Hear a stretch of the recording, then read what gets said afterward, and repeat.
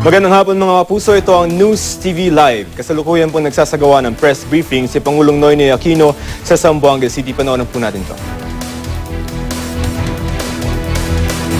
Kay Ustad Javier Malik, sir.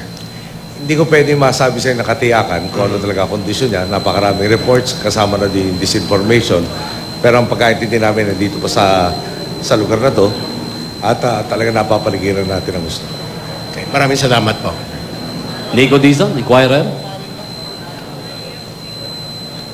Good afternoon, Good sir. afternoon. Sir, aside from the hostages' safety, what were the other reasons why we had a prolonged military action? Well, actually, the primary reason and to a degree, it's almost the total reason. Plus, meron tayong mga reports sa mga citizens that were old, were frail, who couldn't leave their houses, who also parang we wanted to locate. So natin matchak na ligtas rin sila at hindi madamay sa crossfire. Now, kung sigurado tayo na puro kalaban lang yung pupuntahan, na hindi man kailangan mag-engage ang forces natin, meron mga standoff weapons like aircraft, like artillery that could have been used. But we have purposely withheld using the heavier stuff and to make it as surgical as possible to ensure the safety of our citizens caught in this crisis. Yes, sir. Sir, the peace agreement, the 1996 peace agreement, parang it's still at the heart of this conflict. Do you have any directives to OPAP how to really resolve this? Siguro, Nico, you can help me out, no? And I have to qualify the answer, no? Si Miswari is supposed to have said he wants another plebiscite and he wants a provisional government, no? Yung plebiscite, we've had two. One during my mother's term and the other one in 2001 on which provinces want to join the army, no? Or the autonomous region. In both instances, there are a total of 5 who have opted to join and the rest, his so-called 13, the 8 have refused to join. No? So, paano natin babalikan yun? Will a third plebiscite change that condition? No? If the end point for him to be satisfied is to get all 13 under a regional government of which he will head, how can I force that on anybody? No? So, pagdating babalik tayo dito, he had not just one plebiscite, he had 2 plebiscites. At the second one was after the enactment of Republic Act 1954, no? which is the amended Organic Act. Pagbanasa natin yung batas niya, napakaganda na talaga yung sa degree of autonomy and everything else. No? And he's still not satisfied with that. So, ako ang posisyon niya, and again, I have to couch the answer in. Some people were saying, ito sinasabi niya. Hanggang ngayon, meron pang uncertainty kung ano talaga mga pronouncements niya. Parang puro mga kagustuhan ng Miswari at saka ng mga taong hindi niya nasasabi ng katotohanan ang gusto niyang pairalin. Pero sa ating sistema ng gobyerno, ang taong bayan na nagdidesisyon kung ano ang pupuntahan, anong gobyerno tatayon nila, ano ang kapangyarihan ng gobyerno, saan may saklaw and all of that. So they did not give the mandate, or they didn't opt to join in 2 plebiscites. How do you force the 13 to join the new region? So, kung gano'n ang bargaining position or doon yung negotiating position niya, that is not doable. Okay, sir. Sir, last question. Sure. If this is really over, how can we be sure that they won't do this again? Maybe not in Zamboanga City, but in any other parts of Mindanao? Well, I think na-demonstrate naman kung doon may mga susubok kung ano ibig sabihin ng kakayahan ng Estado at ano yung lakas ng Estado. Siguro, balikan natin, kung ang talagang pakay occupy yung Zamboanga City Hall at gagawa ng issue doon na parang ipaparalisa yung gobyerno, siguro klaro naman hindi ba sila nakaporma tungo doon. Okay. Nailipat natin ang mga tropang kailangan dito para ma-augment yung pwersang nandito na in a very rapid fashion. No? Hindi tayo na problema in terms of logistics to supply them. Siguro na-demonstrate na ng pamahalaan na sa datahan lakas ng kapulisan na kayang rumisponde anywhere. Pero siyempre, mas gugustuhin natin pag nagpo-forma pa lang, no, hindi na makaporma. Ngayon, siguro kung meron mga pagkukulang sa ngayon, talagang pinilit natin tingnan sila sa pinakamagandang pananaw. Na tila nagbago na yata ang kanilang attitude, no? At yun ang gusto natin malaman rin. Bakit parang hindi natin napansin ang buo na mula sa dakdak ng dakdak, biglang gagawa ng ganitong sitwasyon na magbibigay sindak sa mga mamamayan. No? Pero other than that, ulitin natin, dumating yung person na dito, sagupaan kaagad sa coastline, sa dagat, no?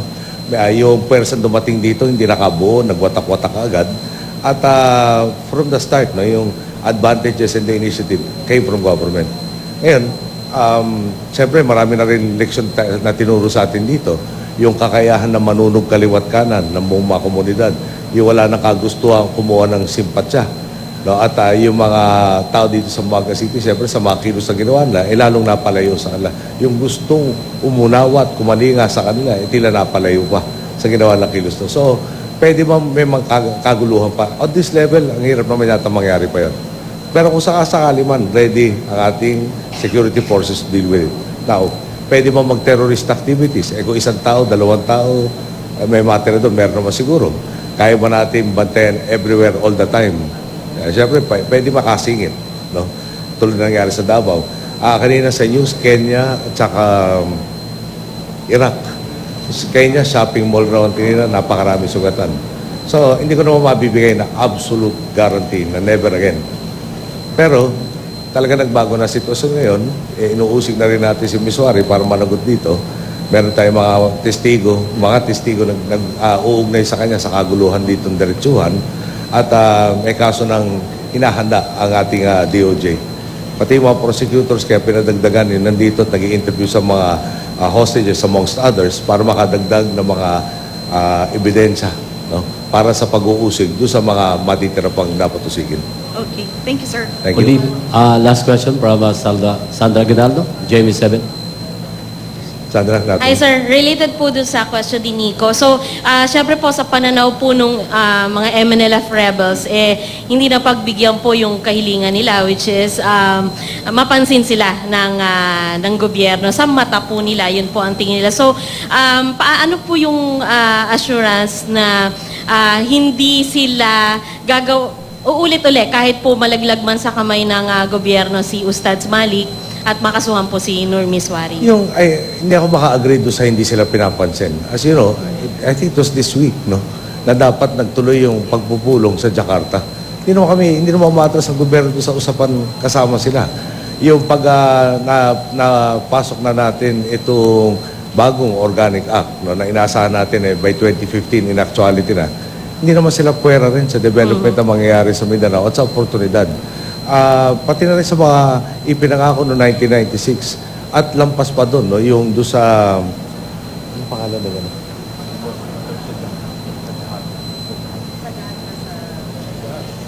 Sorry, chinek ko lang yung pronunciation, sa Jahatra program, kasama rin sila. Paulit-ulit na dumarating sa atin bago nito, for instance, yung pinapakilalang tao na UN representative na tila ginamit ni Miswari para manlinlang. Inuulit rin sa atin yung mga pinangako na pera, armas, do sa mga sasama sa marcha lang. So, yung mga sumama dito, marami-rami, lalo na yung mga sumurenda na sinabi nililang sila. As opposed to committed sila doon sa ipinaglalaban ng Miswari. So, madaling salita, yung sila naman siguro nabuhay ay kakalat ang masakit na karanasan nila doon sa nagtiwala sila sa hindi dapat. At lalo makakabawas sa puwersa na sasama pa kay Ginoong Miswari. Pero having said that, no, siguro yung dating talagang pagkahaba-habang pasensya, pagkahaba-habang pananaw na subukan natin siyang kausapin, no, baka naman ay madaan natin sa mapayapang pag-uusap to, kailangan na rin naman siguro pakita na pag ikaw ay lumampas sa mga linya, ikaw ay lumabag sa mga batas, obligado kaming habulin ka at panagutin sa batas. Sir, one last po. Yung sa pananaw po na iba ang magandang conclusion dito sa nangyayari ngayon ay kung malalaglag po sa kamay ng gobyerno si Ustads Javier Malik. So, ano po yung chances na mangyari nga po yan? At ito po ba yung dahilan kaya medyo natagalan po kayo dito sa Zamboanga? Yung nung umpisa, hindi natin maalis na merong pangamba ang maraming mamaya sa Zamboanga City. Nandun na rin yung sabihin nating mga ilang grupo na sumusubok mag-induce ng hostility between religious groups. Meron din yung mga para may mga balita na nagsasabing may mga vigilante groups na nagtatayuan raw para bumawi. Siyempre, obligado tayo na solbahin o resolbahin itong issue to at hindi palalain. So, lahat nun, sabay-sabay nating tinalakay, pati na rin yung pagpapakita sa kanila ng potensyal na magandang mangyari dito. For instance, yung mga komunidad na naapektuhan dito, informal settlers, mukhang mailalagay natin ang karamihan, kung hindi man lahat, dahil yung iba kailangan raw talaga sa tubig sila at pinag-aaralan pa paano pwedeng payagan tumira sa tubig dahil inalienable. Pero yung nakakarami, mapupunta sa mga bagong komunidad na talagang planado, kumpleto yung sa facilities mula tubig, kuryente, eskwelahan, health center, mas maayos na mga komunidad. Hindi na mapapaganda pa ito sila. So, ang sadya ko dito, nung nandun ako sa Maynila at nagre-report sa atin lahat, maski pa paano may pagka-remote control, maski pa paano may delay sa impormasyon na nangyari, ayaw natin magtagumpay yung mga taong gustong palalain pa yung sitwasyon. So palagay ko, nandito ako, number one, dumamay sa ating mga kababayan sa Zamboanga City. Number two, ipakita ka na talagang tutok na tutok ang gobyerno at ang Estado at talagang dapat para magpahupa ng konti doon sa kaba ng iba. At manigurado rin na yung mga solusyon na mangyayari dito hindi panandalian lang sa ngayon, pero pati na rin sa akin na bukasan.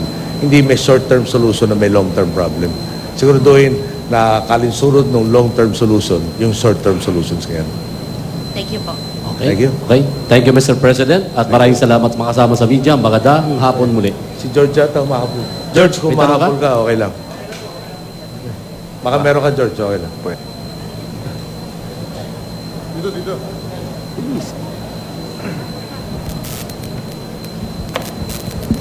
Mr. President, tatanong ko lang po kasi matagal namin pinag-isipan kung bakit umabot ng halos 2 linggo.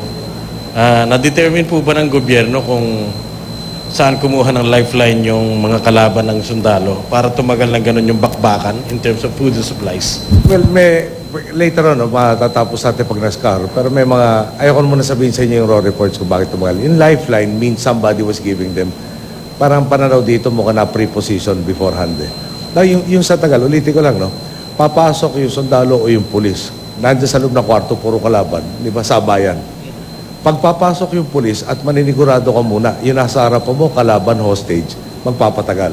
Hindi naman pwedeng tinatawag na reconnaissance by fire. Hindi naman pwedeng mortarin na lang natin kung nasan yung mga, itong mga rebelding to at bahala na lang yung mga mamamayan na baka nandiyan sa gitna. Yun na talaga magpapatagal. Kailangan mahanap sila. Kailangan manigurado tayo yung puwersang gagamitin natin angkop na hindi sila hindi idagdag yung posibleng kapahamakan na mangyari doon sa mga inosente na napagita sa bakbakan. So, deliberate. Plano, hindi bara-bara, sinisigurado mong mataasan yung kakayahan mong mabawi yung mga hostages.